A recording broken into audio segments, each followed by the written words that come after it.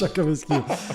Mais c'était... Ça sera diffusé, ça? Mais oui, ça sera diffusé. C'est quoi le déclencheur pour les montagnes, Victorien? Eh bah, je me pose encore la question. L'appel de la montagne. Ouais, vraiment. Ouais. Si moi je suis un faux calme, toi t'es un vrai calme. Je savais plus quoi faire de ma vie, tout simplement. T'étais un peu À 16 perdu. ans, j'étais un petit peu perdu. T'as tout là. T'as le lac, t'as la montagne. Faut pas trop le dire. Non mais, bah si, faut le dire. Sinon après il y a tous les autres Normands qui vont venir. Le canicross, bah, c'est une très très belle période de ma vie. C'est un sport qui se pratique avec son chien. Souvent quand il y a des périodes un peu plus difficiles comme tout le monde ou des questions et autres, on se dit bah c'est relativiste quoi, c'est bon. Oui. Voilà, relativiste, t'es encore là. Ouais. T'as fait du toboggan en montagne. T'es pas passé loin quand même. Bébé à moi. J'ai un producteur, en carton, mais qu'est-ce que tu veux Tu t'adaptes. Une fois sur deux, on n'a pas le son, donc on est obligé de recommencer. Une fois sur deux, on n'a pas l'image, on est obligé de rappeler les gens. Non, c'est pas vrai. Ça va? Ouais, on est bon. T'es prêt? Ouh, ça sent l'automne un peu la veste, hein? Ouais, ça y est, hein. Fait frais là. Hein.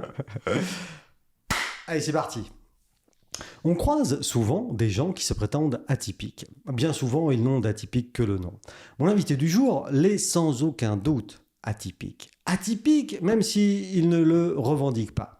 Cet ancien adepte du canicross, oui, c'est courir en binôme avec un chien, au niveau national hein, tout de même. Il a également accompagné quelquefois des athlètes malvoyants en course à pied. Il est altruiste, curieux et beau gosse, ce qui ne gâche rien. Pour voir l'image, rendez-vous bien sûr sur notre chaîne YouTube, hein, comme ça vous pourrez constater par vous-même. Parcourons avec lui son univers entre sport et médecine chinoise, entre l'exploration des sommets et la natation. Bienvenue dans la vie de Victorien Duval-Ducret, qui vient de rajouter Ducret à son nom, il nous dira peut-être pourquoi. Bonjour Victorien. Bonjour. Alors moi j'avais déjà du mal avec le prénom, parce que une fois sur deux je t'appelle Aurélien, alors, comme ça c'est fait. Et maintenant tu m'as rajouté un deuxième nom, parce que toi t'es pour l'inclusion. Tout à fait, ouais. Moi, j'ai rajouté... on a fait les choses bien avec ma femme. Voilà. Pourquoi on partirait seulement avec le nom de l'homme? Voilà. Tout simplement. Donc du coup, vous avez associé les deux noms. On a associé les deux noms. Fusion-acquisition des deux familles. Voilà, depuis le mois de juin, puisque c'est officiel maintenant, depuis le mois de juin. Voilà, tu es tout jeune marié. Oui. Hein, donc, concernant le dossier dont nous avons parlé juste avant, c'est terminé. Monsieur, tu n'es plus un cœur à prendre. Et puis, tu es jeune papa aussi. Tout à fait, jeune papa. Et c'était aussi notre volonté, du coup, d'avoir, puisqu'on a donné les deux noms à notre fils, donc d'avoir tous les deux mêmes noms, le même nom que notre fils. Voilà. Donc voilà, ça fait partie des choses alors, que j'appelle moi atypiques, mais aujourd'hui, dans ta génération, c'est peut-être commun. Ouais. Mais voilà, ça c'est ton mindset, le partage et puis l'égalité, etc. Mais d'où viens-tu, Victorien ? De la planète Terre. Oh, ça, quelquefois. Non, je viens de Haute-Normandie. Voilà. D'accord. Donc j'ai grandi sur le Havre. Je suis né dans la basse Normandie et puis ensuite du côté de Barfleur. Oui, Barfleur. Puis, très joli. Très joli village. Ouais. Très très joli, Cotentin. Et puis ensuite j'ai bifurqué à l'âge de 4 ans. Mes parents ont déménagé sur le Havre. Voilà. Donc j'ai fait toute ma scolarité sur le Havre. Et puis une ville particulière au niveau de l'architecture. Ouais, tout à fait. Ouais. Aujourd'hui, je crois qu'elle est au patrimoine mondial. Ouais, on aime ou on n'aime pas, mais non, mais c'est particulier. C'est pour ça que je dis pas que j'aime ou que j'aime pas. C'est non, particulier. En plus, c'est la ville de notre ancien Premier ministre. Oui, tout à fait. Comment il s'appelait-il déjà? Jean-Philippe, non, c'est ça? Édouard Leclerc? Non, ouais. Édouard Philippe, bien sûr. Un mélange des deux, hein. Mais comme tu as du mal avec les prénoms, ça doit être ça. Tout à fait. Donc voilà, Le Havre, jusqu'à quand alors? J'ai grandi, j'ai fait toute mon adolescence. Et à l'âge de 18 ans, on a déménagé dans le département de l'Eure. Donc, toujours quand même... En Normandie, toujours, parce que Le Havre, c'est en Seine-Maritime. Ensuite, on a déménagé dans l'Eure. Et puis là, j'ai commencé à me former le métier qui m'a animé depuis toutes ces années en tant que coach sportif. Et puis après, rapidement, j'ai eu l'envie de découvrir les sommets, justement. Donc, lorsque j'ai été diplômé de mon diplôme de coach sportif et de maître nageur, j'ai pris la décision toi, t'allais Moi, j'ai deux casquettes au niveau sportif. Et donc, du coup, j'ai décidé tout simplement de partir en montagne. Donc, mon choix n'était pas arrêté. J'ai tout simplement cherché du travail dans les régions montagnes. Donc, ça aurait pu être les Pyrénées, ça aurait pu être les Alpes du Sud. Et c'est quoi le déclencheur pour les montagnes, Victorien? Et bah, je me pose encore la question. L'appel de la montagne. Ouais, vraiment. Ouais, non, mais... C'est simple, quand j'étais gamin, par exemple, je regardais les documentaires de montagne et c'est rigolo parce que j'ai jamais eu l'opportunité d'aller en montagne, en vacances en montagne avec mes parents. Et moi, j'étais attiré par... T'avais envie de voir. Carrément, ouais. Et donc, t'as découvert la montagne à quel âge pour la première fois alors? Et bah, pour la première fois, j'y suis allé à l'âge de 19 ans. Voilà. Waouh. Donc, Et donc, c'est quoi ton premier point d'entrée en montagne? En montagne, alors j'ai eu la chance de participer à l'époque à un championnat de France de course en montagne. Voilà, donc... Mais t'avais jamais vu la montagne à nouveau, hein? Jamais. Donc, c'est des championnats qui sont qualificatifs, mais aussi en course open, en fait. Donc, moi, j'avais participé sur la course open. Tu t'es inscrit? Tout à fait, je me suis inscrit. Et c'était où, alors, ça? Et c'était dans les Pyrénées, à Tardets. Ah oui. Et non, donc, parce que moi, quand on parle de montagne, enfin, Pyrénées, pour moi, il y a des ours, ouais, c'est ok, tout. Voilà, c'est tout. Hein. Non, il y a des très très belles montagnes aussi. Mais évidemment, mais je plaisante. Donc toi, tu t'inscris en open. Mm-hmm. Et puis, bah, j'étais tout jeune à l'époque. Donc 19 ans. 19 ans, et puis j'avais traversé toute la France. Je suis parti le samedi, dans la nuit de vendredi à samedi, avec un ami qui est plus âgé que moi, que j'avais rencontré en formation de coach, justement, et qui est très très important dans ma vie, puisque ça a été un peu mon référent, on va dire, puisqu'il est plus âgé que moi. Voilà, un mentor, tout à fait. Modèle à suivre. Tout à fait. Et donc, il s'est proposé, il est toujours dans les bons et les mauvais coups, donc il s'est proposé de m'accompagner, traverser la France, de faire, bah, voilà, tout simplement 11 heures de trajet en voiture, voilà, pour aller faire une course. Pour aller faire une course. Ouais, non, mais pas de souci. Et c'était génial, j'ai découvert... Du coup, moi, on est arrivé de nuit, donc le samedi soir.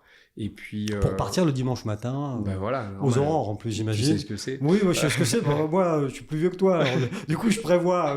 Il me faut 8 jours, moi, pour m'acclimater. Donc, effectivement, départ le dimanche matin pour cette course. Et puis, ce qui était fabuleux, c'est que je suis arrivé de nuit et je me suis réveillé au beau milieu des montagnes, quoi. Voilà. Donc ça, je m'en rappelle vraiment encore. Ouais. Ah oui, il y a eu un vrai truc. Et est-ce que ça répondait à l'image que tu t'en faisais? Ouais, tout à fait. Ouais, c'était vraiment... l'environnement et puis c'est un coup de foudre, puis ce que ça dégage en fait. Pour moi la montagne. Comment ça, qu'est-ce que ça dégage pour toi? Je sais pas, il y en a qui parleront de magnétisme, d'énergie, de voilà, enfin moi la montagne pour moi ça m'évoque vraiment quelque chose de fort et je m'y sens bien, quoi, en fait. Oui. Ouais. Donc c'est vraiment important pour moi. Et donc là le jour enfin pas le jour, mais à 19 ans, ta grande histoire d'amour avec les sommets, c'est ça, est née. Et tu fais quoi comme résultat à cette course? Tu me dis que je l'ai gagné, moi je m'en vais, je quitte le plateau. Hein. Non, j'ai pas eu cette chance malheureusement. À l'époque, j'étais en catégorie espoir et je crois que je me classe parmi les 20 premiers français en espoir. Voilà. Ouais, donc c'est pas mal. Ouais, non, mais j'étais surtout venu pour partager. Parce que du coup, le sport, finalement, là tu me parles de 19 ans, mais... Tu as toujours pratiqué, oui. Toujours. Ouais. Bah moi j'ai. D'aussi loin que tu puisses te rappeler. Bah presque, oui. Je me souviens. Moi j'ai mon papa qui m'a donné, on va dire, cette passion de la course à pied. Lui qui était, quand il était plus jeune, pratiquant justement. Ouais. À l'époque, c'était la belle époque des crosses. Ah, les crosses, ouais, voilà. Mon père aussi a fait ça. Cross du Figaro, pareil. C'est ça, donc tous les crosses. Alors lui, il a fait ça vraiment jusqu'à la fin de l'adolescence, quoi, en gros. Mmh. Mais il avait un petit carnet, un petit cahier où... il récoltait ses petits articles de journaux. Ah ouais, son petit Wall of Fame, quoi, son petit truc à lui. Et du coup, il m'avait ressorti ça, donc le vieux cahier avec l'odeur, tu sais, les feuilles un peu abîmées et tout ça. Et puis, moi, quand j'étais enfant, tout simplement, ça me passionnait, quoi. Bah ouais, ça paraît, puis c'est magique, quoi. Puis c'est ton père, enfin. Tout à fait. Donc, et donc, ça m'a vraiment évoqué, donné l'envie, tout simplement, d'y aller. Donc ouais, j'ai commencé la course à pied, enfin l'athlétisme à l'époque, à l'âge de 8 ans, ouais. Au stade, sur le stade. Hein. Sur le stade, oui, ouais. puisqu'on commence en règle générale quand même par tout ce qui est Oui, école oui. d'athlétisme. Donc à l'époque, je faisais du sprint, du lancer, Ce qu'on les, fait. les poids étaient plus gros que moi, Ouais. mais c'est pas grave. Le javelot, le les disque, sauts, ouais, et tout et tout. Ouais. Et puis bon, j'avais toujours un peu cette fibre plutôt pour le demi-fond et puis la course d'endurance. Mais très tôt, donc déjà 8, 9 ans, 10 ans, tu marques des aptitudes ou pas pour ce sport-là. Qu'est-ce que te disent tes entraîneurs à l'époque? J'avais des aptitudes effectivement pour tout ce qui était course de demi-fond. Ouais, effectivement, les crosses, rapidement, j'ai niveau départemental, niveau régional, j'ai réussi à faire voilà, des résultats. Bon, on est enfant, mais je veux dire. Non, mais même enfant, quelqu'un voilà. qui sort un peu du lot, on le repère. Oui, tout à fait. Après, voilà. Donc, rapidement, en tout cas, j'avais de l'appétence vers cette discipline, le demi-fond, le cross, etc. Et puis, tout simplement, quand j'ai grandi, je suis passé un petit peu par le karaté également. Voilà, il y a eu un peu de... Et c'est là que tu touches pour la première fois du doigt l'Asie? C'est ça, non, peut-être. Non, je sais pas. Ouais, c'est vrai. Je sais pas. Ce que tu dis, c'est un peu vrai parce que... mais c'est une belle réflexion d'ailleurs, parce que c'est à cette époque-là où, forcément, quand on pratique un art martial, les sensei, enfin les profs, nous inculquent un petit peu les valeurs du sport. Et puis Oui, puis alors, je l'ai dit tout à l'heure dans mon introduction, mais il y a une curiosité chez toi. Ce que fait le sensei, là, je sais pas comment on dit, sensei. Le prof, le sensei. Ouais. Non, mais j'ai compris, Victorien San. J'ai compris. Peut-être un Vincent, tu vois, lui, il pourrait lui parler de culture. Comme il n'est pas curieux de nature, il s'en fout. Alors que toi, peut-être, voilà, tu as accroché peut-être et tu as peut-être appris plus que les autres. Oui, tout à fait. Ouais. Moi, ça m'a vraiment poussé à découvrir cette culture du coup, de l'Asie. Et puis quand j'étais enfant, je me suis intéressé à tout ce qui tournait autour, donc la philosophie, et puis... Ouais, enfant déjà, adolescent. Ouais, adolescent, mais c'est parce que c'est pas... alors, je dirais pas que c'est hermétique, mais c'est quand même tout ce qui est autour de la philosophie et tout. C'est quand même... En général, à l'adolescence, ça...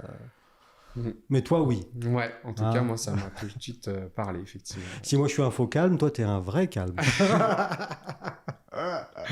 Enfin, pas sur la piste. Hein. Pardon. Donc, du coup, karaté, et puis... Et puis, voilà, je faisais le karaté, je faisais en même temps encore toujours un petit peu de course à pied. Et puis après, il a fallu faire un choix. Je suis resté dans la course à pied.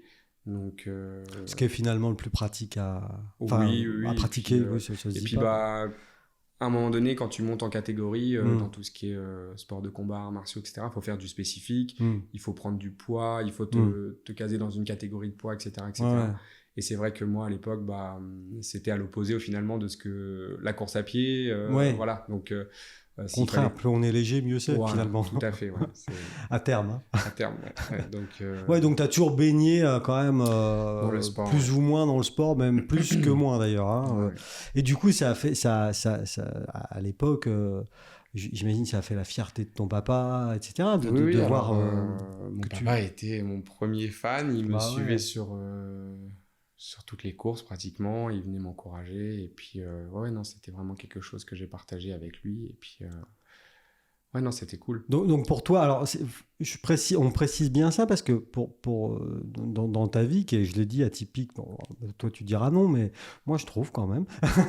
Voilà, le sport, c'est aussi associé au plaisir, quoi, au plaisir, à la famille. Mais tu te dis, avec mon père, bien sûr. Donc c'est quelque chose qui est très très présent. Hein.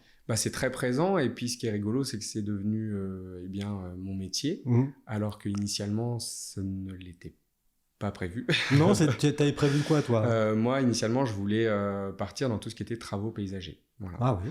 Donc, bien, ça, je voulais être paysagiste. Ouais. Et j'adore la nature, comme tu disais tout à l'heure. Oui, ça, donc voilà, moi, ça m'aurait fait beaucoup de bien de travailler dans cet élément, etc. Et puis j'ai eu un parcours de vie qui a fait que j'ai fait un virage à 90 degrés. Mon papa est décédé, j'avais 16 ans.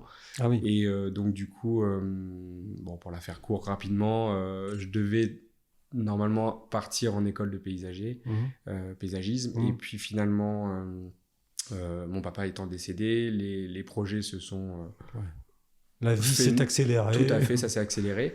Et puis, c'est mon beau-frère. Je ne savais plus quoi faire de ma vie, tout simplement. T'étais un peu perdu. 16 ans, j'étais un petit peu perdu. Tu perdais ton papa. Voilà, ma maman était préoccupée par autre chose, ce qui est normal. Enfin, voilà, donc c'était compliqué. Et puis, c'est mon beau-frère, tout simplement, qui m'a dit, mais Victorien, pourquoi tu ferais pas coach sportif ? Bon. Il me dit, tu fais du sport depuis tout jeune, enfin, t'adores ça, etc.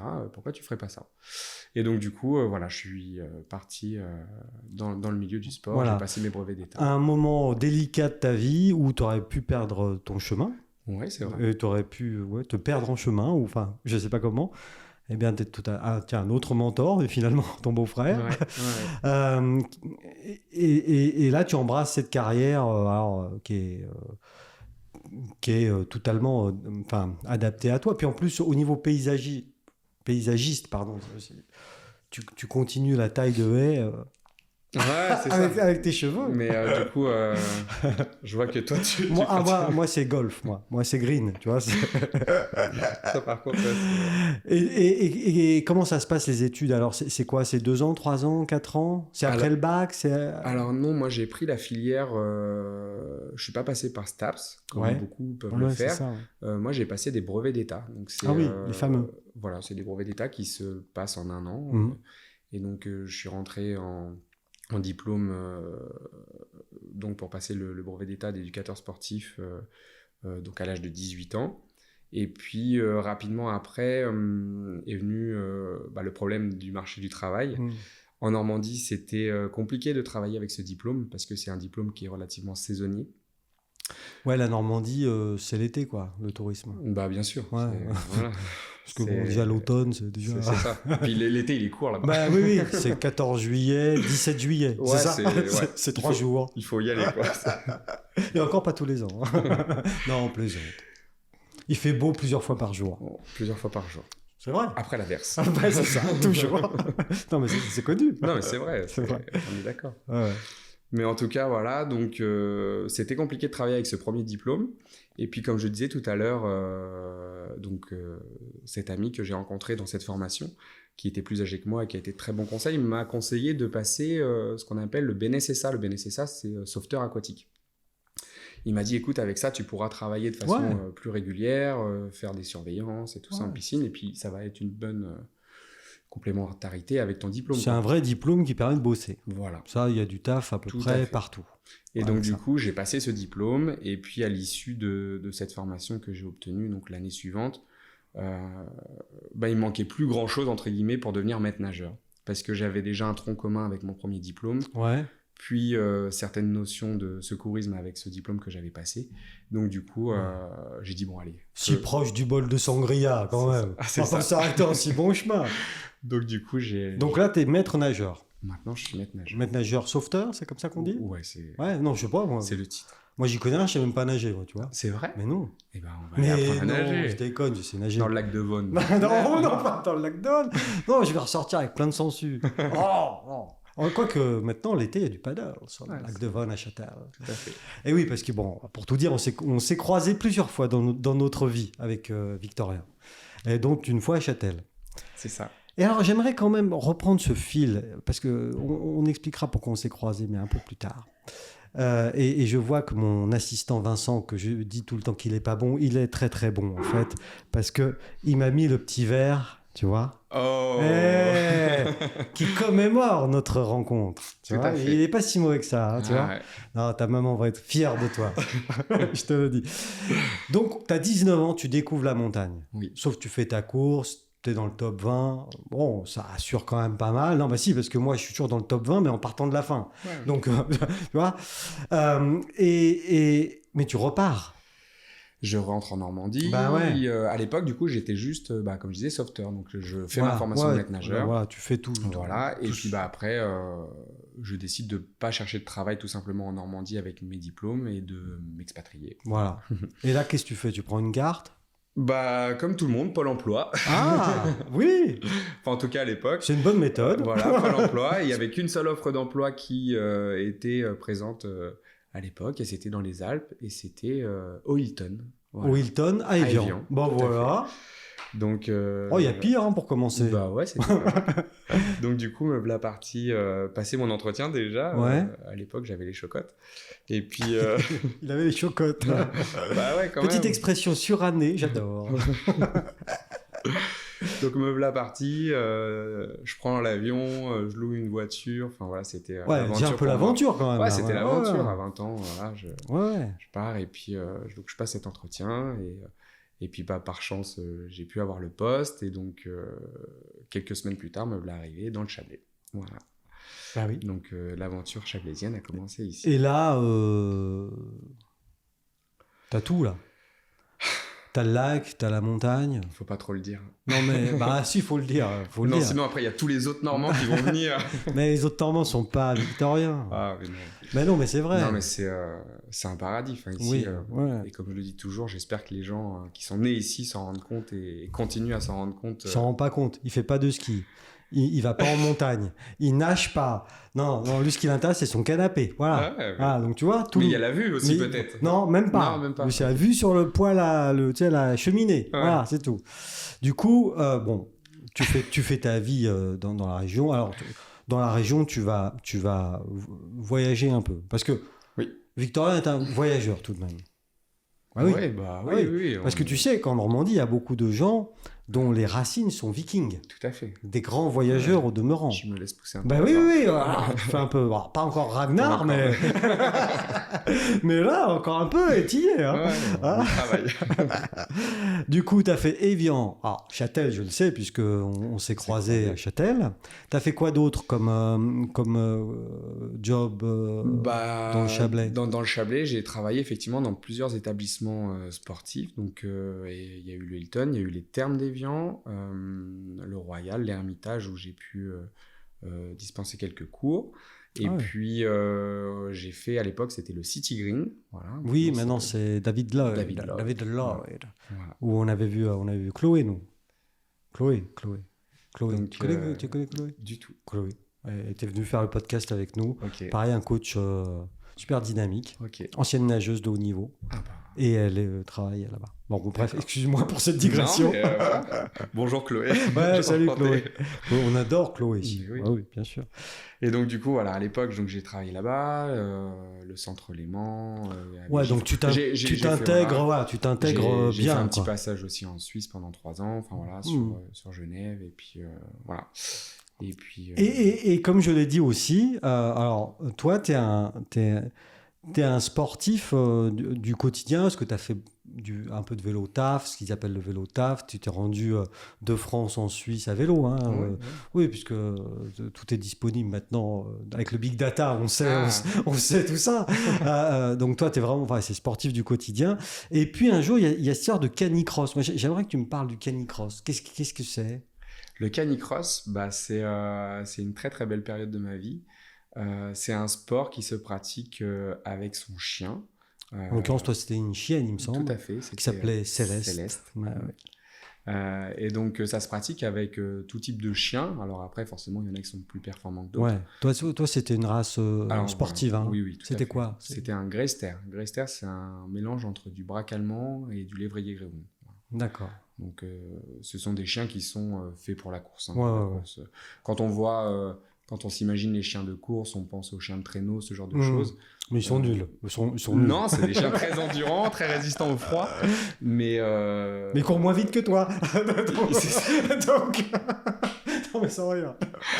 donc il y a des races qui ont été en tout cas créées pour optimiser la vitesse tout simplement. Et du coup, Céleste, c'est cette magnifique petite bébête.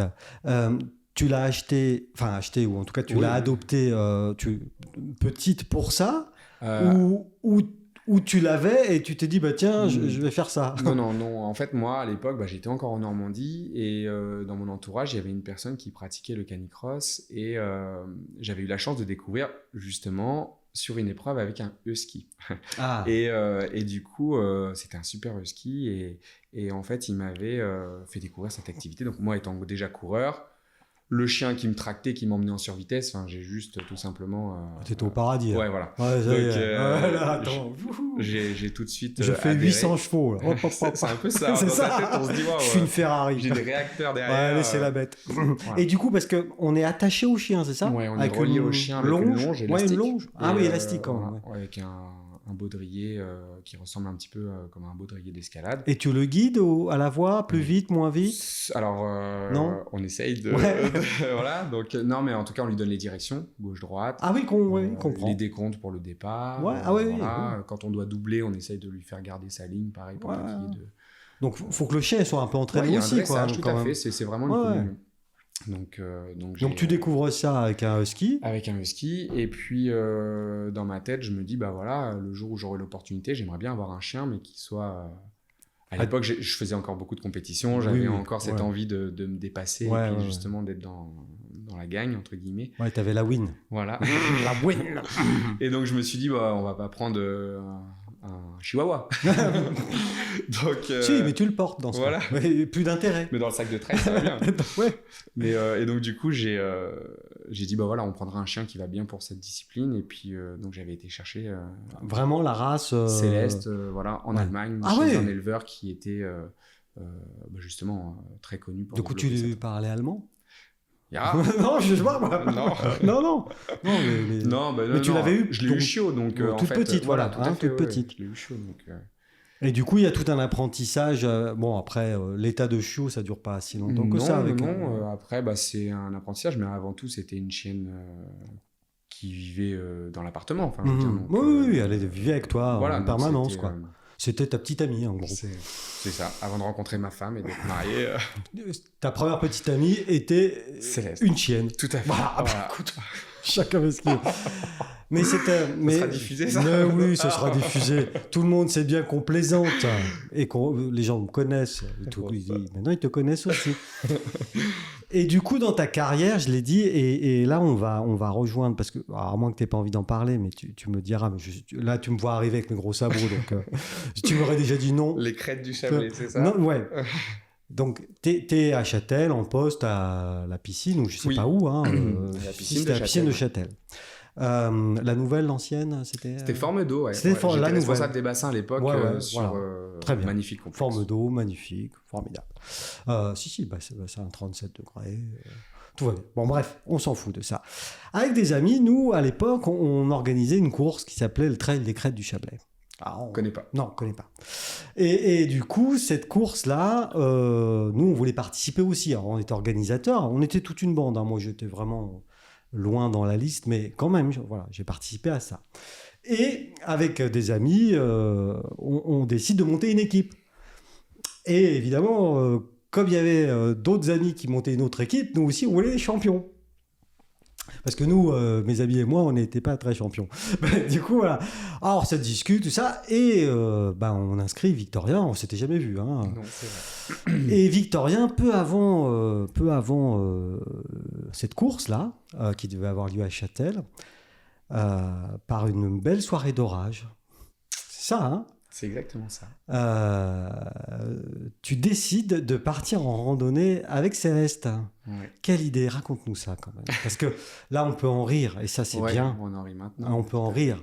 Mais il t'est arrivé un truc un peu... J'ai beaucoup de chance. Oui. Je crois que j'avais plusieurs anges gardiens ce jour-là qui étaient avec moi. Ouais. Donc je me préparais pour ce trail, et... comme je suis assez consciencieux, je dis allez, je vais faire ma dernière séance avant ce trail, dernière grosse séance d'entraînement, et je regarde la météo.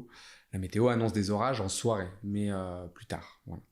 Donc je regarde l'heure, je dis bon ça va, j'ai le temps de partir, de faire un petit aller-retour. Le temps change vite en montagne. Effectivement.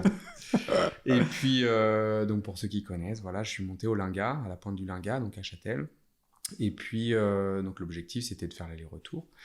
Et quand je suis arrivé au sommet, nos amis suisses nous envoyaient des méchants nuages. Voilà. Pas de leur faute. Hein. Non, mais voilà. Donc, l'orage ça arrivait vraiment très fort. En l'espace de 30 secondes, même pas, l'orage était sur ma tête. Donc, l'averse de grêle et puis tout ce qui va avec, etc. Enfin, voilà.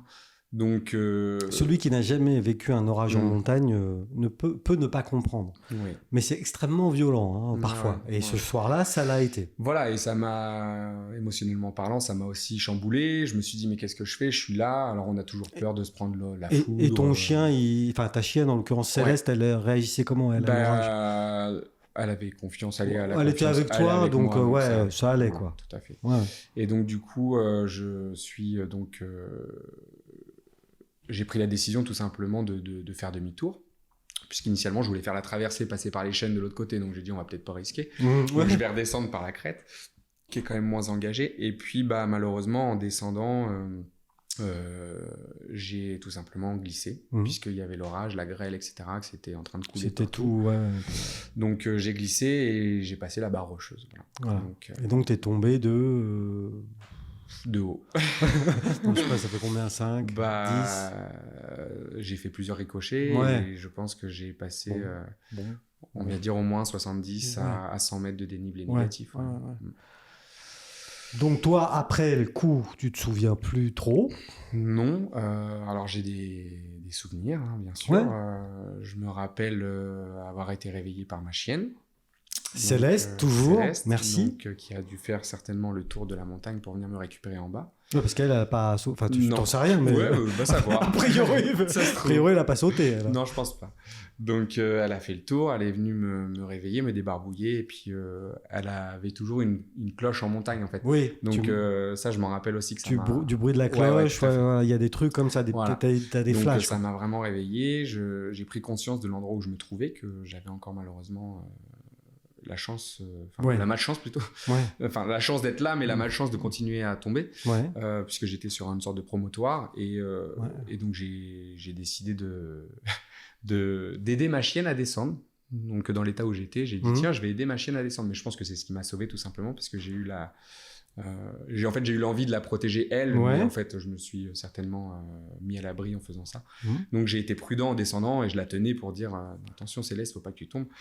Et puis on a rejoint la piste. Mais t'es quand même bien cassé à ce moment-là. Hein. Oui. Parce que là tu nous racontes ça, oui je vais protéger ma chienne, mais enfin au niveau des fractures et des choses comme ça, voilà. C'est vrai que je me suis fracturé C2, C3, C4, donc les cervicales, la clavicule qui était en miettes, l'omoplate fracturée, les côtes, le poumon perforé. Enfin voilà. Oui, non, mais parce que voilà, faut quand même préciser, Victoria. Je sais bien que c'est un souvenir moyen pour toi, mais c'est une sacrée expérience. Donc t'aides ta chienne, tu te traînes parce que voilà, t'étais pas en train de marcher et de protéger ta chienne. Hein. Non, surtout que c'est un gros chien. Oui, quand même. Donc elle fait 30 kilos, donc je l'avais pas sur les épaules du coup. Donc voilà, je la tenais au collier pour dire voilà, on avance doucement et puis Céleste, tu fais attention de pas tomber comme ça. Ok.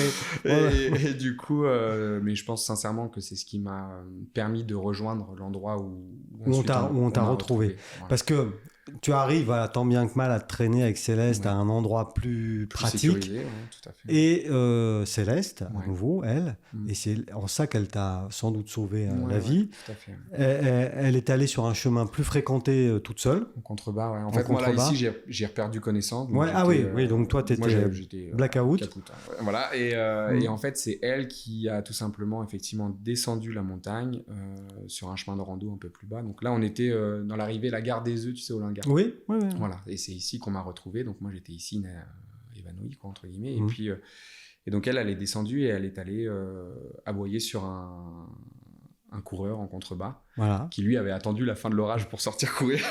Bien plus malin. Ouais, certainement. Puis il courait plus bas que toi. Et donc en fait, cette personne qui s'appelle Jérémy et puis Jérémy, si tu nous écoutes, il habite Châtel ? Il habite toujours Châtel. Toujours Châtel, Jérémy de Châtel, on te kiffe. Du coup, Céleste est allé chercher et lui, il a compris le message. Et il a parce que moi, pardon, mais si Céleste m'avait croisé, moi je jetais des cailloux parce que elle est allée en lui aboyant dessus pour le prévenir, quoi. Enfin, c'est ça, t'as tout à fait raison. En fait, lui avait peur forcément Alors, il avait peur des chiens, puis bon, c'est un gros chien, donc voilà. Donc il a pris peur, il a voulu rebrousser chemin, comme n'importe qui. Ce que j'aurais fait, voilà. Et donc c'est lui qui m'a expliqué qu'elle lui barrait le chemin et courait dans l'autre sens pour lui montrer. Il fallait qu'elle le suive, quoi, tout simplement. Donc il a eu la présence d'esprit. C'est pas que dans l'assis, ça. Je veux dire, ça arrive vraiment, ça t'est arrivé. Ouais, voilà, tout à fait. Et donc, au bout d'un moment, il a compris. Il a compris, il a suivi ma chienne et il est arrivé jusqu'à moi. Et c'est lui, forcément, qui a appelé après, les secours. il a appelé les secours. Donc, Et du coup, nous, on s'est rencontrés quelques jours après. Enfin, quelques jours, voilà. Ouais. Bon, du coup, t'as pas fait la course, hein. Non. Bah non, parce J'ai que vu le départ, j'ai vu l'arrivée, mais c'était... mais cet épisode est pour moi poignant. Je pense tellement souvent à toi quand je suis en montagne, voilà. Et bon, et là t'es là en pleine forme. Bah oui. Bon. Comme quoi. Oui, comme quoi. Je remercie la vie tous les jours parce que c'est vrai que ça apporte vraiment. Alors on n'y pense plus après au quotidien, bah non. mais souvent quand il y a des périodes un peu plus difficiles comme tout le monde ou des questions et autres, on se dit c'est relativiste quoi, c'est bon. Oui. Voilà, relativiste, t'es encore là. Ouais. T'as fait du toboggan en montagne. Et t'es puis, pas passé loin quand même. Il y a des personnes qui des fois chutent d'un trottoir et puis ils sont plus là. Enfin, je veux Exactement. dire, faut relativiser. C'était pas ton heure, on va dire. Voilà, c'est ça. Parce que là, le toboggan dont tu parles, franchement, il est costaud. Puis je l'ai dit aussi, alors, je sais pas combien de fois, mais j'ai vu ça un peu sur Internet, à droite, à gauche. Quelquefois, il t'est arrivé d'accompagner aussi des malvoyants en course à pied. Donc ça fait partie de l'altruisme qui est en toi quand même, non? Oui, certainement. Là, pour le coup, il y avait les deux choses. Il y avait la course à pied et puis le partage, c'était chouette. Ouais. Ça, c'est une expérience aussi qui est à part. Enfin... C'était une belle expérience. J'avais eu la chance de rencontrer, par le biais de mon travail, une personne qui était non-voyant. Alors pas de naissance, qui avait la vue et qui l'a perdue suite à un accident très jeune. Et en fait, il est athlète de haut niveau, tout simplement. Donc, il venait s'entraîner à l'époque dans la salle où je travaillais, fitness. Et puis, de fil en aiguille, on a discuté. Je lui ai dit que moi, je faisais de la course à pied et tout. J'ai appris que lui courait également, et donc à haut niveau dans sa catégorie non-voyant, etc. Et donc, cet athlète suisse avec lequel j'ai eu la chance de pouvoir partager... Ouais, alors, mais tu dis partager, mais alors, moi qui pratique un peu, alors évidemment pas à ton niveau, hein, on est d'accord, mais c'est compliqué de se mettre dans la même foulée, dans son allure. Bon, t'avais l'habitude de guider Céleste, mais là c'est un humain, c'est différent. On est d'accord. Enfin, tu vois ce que je veux dire? Non, tout à fait. C'est totalement différent et puis c'est un réel apprentissage. Alors le mérite revient quand même à l'athlète. À l'athlète, on est d'accord, mais pour le guide, puisque c'est comme ça qu'on nous appelle, le guide, voilà, c'est un travail aussi différent parce que on est relié avec une petite cordelette, qu'on tient chacun d'une main. Et puis donc on doit s'adapter à sa foulée, essayer d'avoir la même foulée, donc on est un petit peu contraint, et puis il faut s'adapter vraiment. Et puis là, le monsieur dont tu parles, il est au niveau, donc je pense qu'il courait quand même assez vite. Ouais, tout à fait. Donc comme je disais tout à l'heure, j'ai eu la chance de partager sa préparation avec lui. À l'époque, il se préparait pour les championnats suisses donc de semi-marathon. Ouais. Et on rappelle 21 km. Hein. Voilà. Oh. Et du coup, cette personne avait pour objectif de battre le record suisse donc de la discipline. Ok. Dans sa catégorie, on est toujours d'accord. Parce que lui, pour trouver des guides, c'était compliqué peut-être aussi, non? Alors oui, pour trouver des guides, c'est pas facile parce que il faut forcément, comme tu le disais, quelqu'un qui soit meilleur coureur que lui. Donc forcément, c'est une personne qui a un très très bon niveau. Ouais, parce que lui, que la majorité de personnes valides n'ont pas. Voilà. Donc forcément, il est obligé d'aller chercher des personnes qui courent mieux que lui. Et puis c'est aussi du temps à accorder on a tous notre vie, nos entraînements et tout ça. Bien qu'il soit sportif de haut niveau, il n'est pas professionnel. Non, donc, je veux dire, c'est fait. Il y a une amitié qui se crée et puis c'est. Donc ça, c'est une vraie belle expérience humaine, quoi, aussi. Hein. Et du coup, c'est toi qui as fait la course avec lui, donc. Ah oui. Et alors le record. Le record. Ouais. Donc t'es un recordman aussi, toi. Recordman de l'ombre. Ouais, le recordman de l'ombre. Ouais. Voilà, j'ai été ses yeux entre guillemets sur cette discipline, sur cette course. Et puis. Et c'était quoi le temps alors de ce record? Donc c'était. Fais-nous rêver. Donc 1h24 et quelque chose. Voilà. Ah ouais, c'est bien plus rapide que toi, hein, tu vois. Non, c'est chapeau, hein. Donc, Non, sur mais un vraiment. parcours, et au final, donc, il avait eu le mérite de pouvoir décrocher ce chrono, mais c'était un parcours, c'était à côté de Zurich, et c'était vallonné quoi en plus. Hein, donc, Ah ouais, donc même et pas. vallonné avec des virages, avec.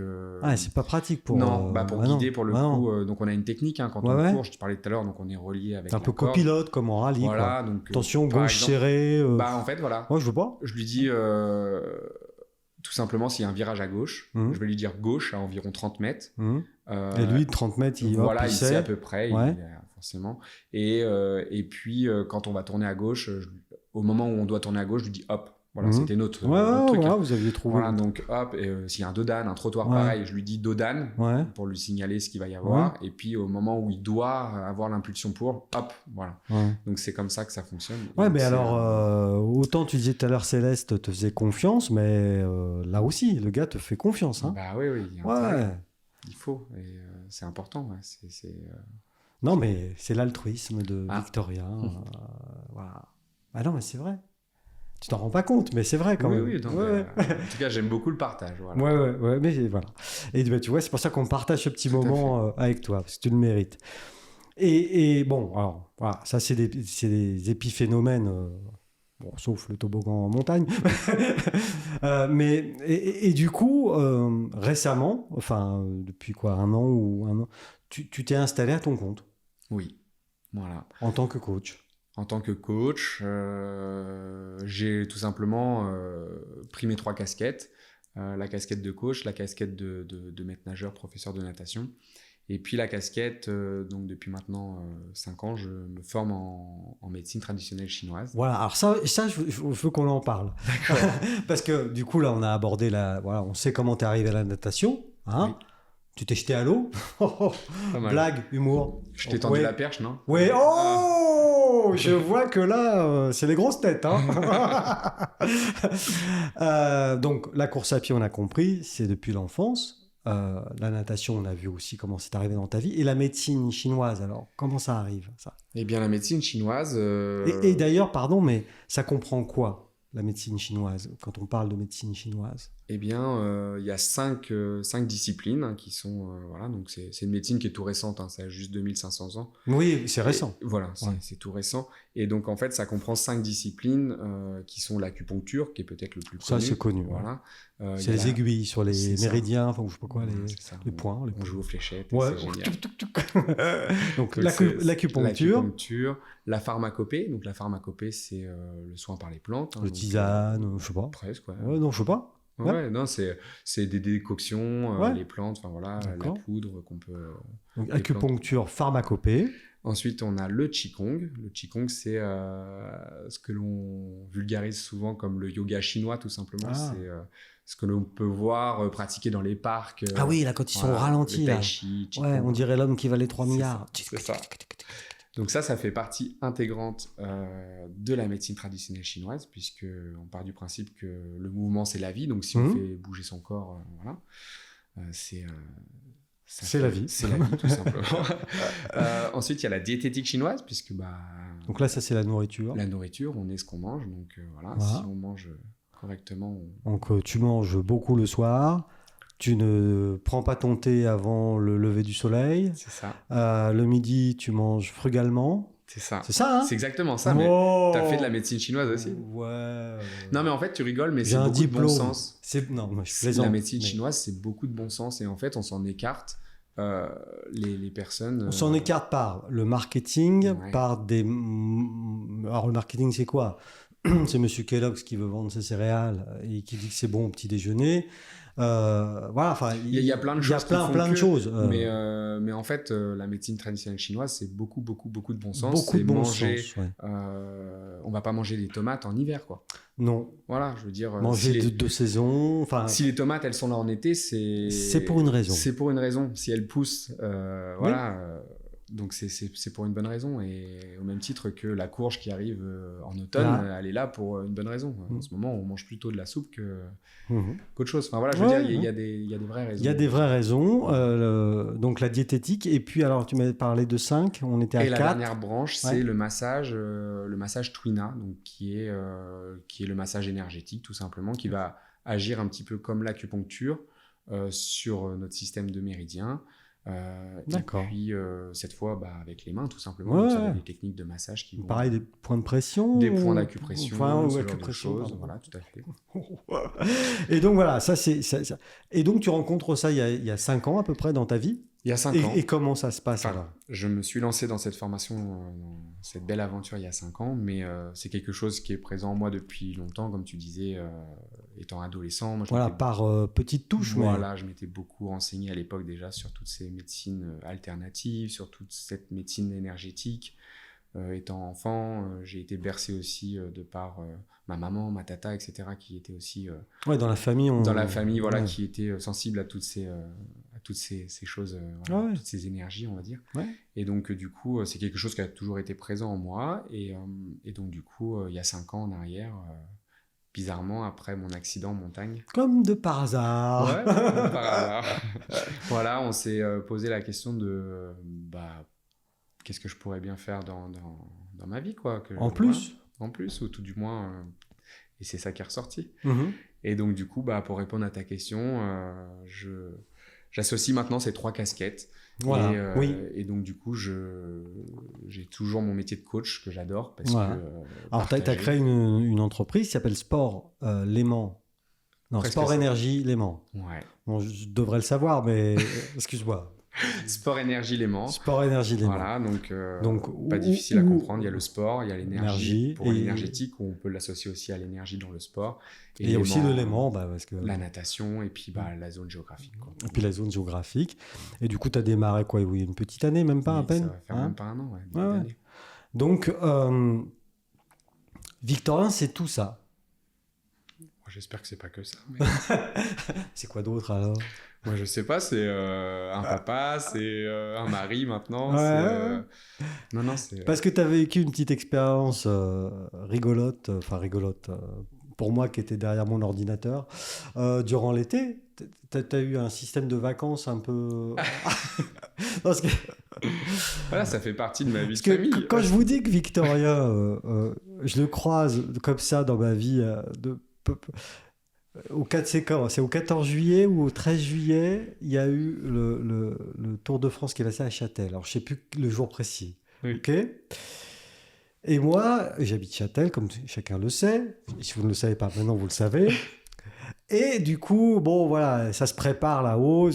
Et moi, je descends, parce que je cours un peu, mais alors là, évidemment, pour juste m'entretenir. Et je descends, et qui je croise qui monte à vélo, avec une carriole. Et j'imagine l'enfant, le petit trésor dedans. C'est ça. Voilà, c'est Victorien, on se croise. Et puis l'autre monte, l'autre descend. Bon, voilà, on s'est croisés. Ça, c'est Tout à fait. rigolo. Ça, c'est juste pour la blague. Et alors, voilà, tu as eu des vacances un peu bizarres. Enfin, bizarres pour le commun des mortels. parce Non, que- mais nous, on adore ça avec ma femme. Ah. C'est notre truc. Raconte ce que tu as fait, alors. Quand on part en vacances, pour nous, vacances, c'est synonyme de zéro routine. Et, Ah oui. et qui dit zéro routine dit tu pars à l'aventure. Voilà, Donc, ok. du coup, que ça soit à vélo, en van ou à pied, on a pu faire de la rando, traverser la Corse, enfin, voilà, ce genre de choses. Mhm. Nous, c'est sac à dos, tente, et puis voilà, quoi. Donc, Alors ça, c'est bien quand on a un petit couple tout jeune, voilà, jeune marié. Mais là, il y a un enfant. Bah oui, il faut pas se mettre de barrière. Enfin, je veux dire, un enfant, il a besoin de ses parents, d'avoir chaud, de manger. À partir de là, je veux dire, le restant, il s'adapte. Hein. Donc après, le restant, il s'adapte. Donc voilà, vous avez fait un joli petit road trip. Ouais, mais un voilà, petit périple Ah. dans les Pyrénées. dans les Pyrénées. Oui, mais t'as raison. Faut changer de paysage. Changer de temps en temps. paysage. Donc du coup, en van, voilà, un Voilà. peu. On Il y a est eu du allé vélo. Il y a surtout du vélo. En fait, on est parti en van parce qu'on a coupé les vacances en deux. On s'est fait un périple à vélo avec la carriole, avec la tente, Voilà. avec toute la petite famille. Et on est parti se Donc faire... combien de kilomètres alors avec la troupe à vélo là? Donc, on a fait un périple de 400 km. Voilà. Ça va. Dans les Facile. montagnes. Dans les Ok. montagnes, oui. T'as pas compté le dénivelé ici? Non. Non. 400 km. Ah, c'était les vacances. Si, je connais le dénivelé. Ah, tu le connais, ouais, tu vois. Ah, t'es quand même encore un petit peu compétiteur. Hein, Ouais, Victorien. Hein. J'aime bien me lancer des défis maintenant Oui. personnels. Après, c'est vrai que si je mets un dossard, Ouais. j'aime bien y aller. Mais, Ouais. mais j'ai plus cette envie comme quand j'étais jeune, où j'avais ce besoin de me... Alors ça a toujours été, j'espère en tout cas dans la bienveillance vis-à-vis des autres, mais j'avais besoin d'aller en compétition pour me surpasser grâce à l'énergie des autres. Voilà. Puis te mesurer un peu. Voilà, aussi, me mesurer et me ouais. servir de l'ambiance et de tout ça pour me sortir de ma zone de confort et puis certainement évacuer mes démons que je devais avoir évacués. Mais, Quels étaient-ils, Victorien? Je sais pas. Si, tu le sais, mais tu ne veux pas le dire. C'est ça. Petit coquin. Donc, du coup, aujourd'hui, tu n'es plus dans le challenge du dossard. Non. Voilà, beaucoup moins. Beaucoup moins. Parce que maintenant, tu es un papa épanoui. Mais t'emmènes donc le fiston et madame. Donc... c'est pas la dernière. Je la force pas. Oui, parce que voilà, ta femme, elle est aussi très motivée au niveau. Vous êtes bien trouvés, on va dire. On s'est bien trouvés. Donc 400 km à vélo, donc tente, sac à dos, enfin la carriole, la petite carriole de l'enfant chéri, là, de l'enfant Jésus. C'est ça. 400 km. Après, vous avez fait quoi d'autre? Un peu de marche aussi. Voilà, on a fait un peu de marche. Bah du coup. Non, mais enfin un peu. J'y précise quand même parce que. Non, on a fait quelques randonnées là-bas et puis et du coup, cet été d'ailleurs, j'ai remis un dossard pour le plaisir parce que j'étais là-bas. Il m'avait semblé, voilà, hein, donc, quand même, hein, au débeauté, comme ça. Hein, donc, et pour le coup, je disais, quand je mets un dossard, j'aime bien quand même essayer d'y aller, mais j'ai plus l'envie quand même. Et donc, c'était quoi le trail que tu as fait alors? C'était donc c'était un petit trail de 15,5 là, de 15 km et demi sur.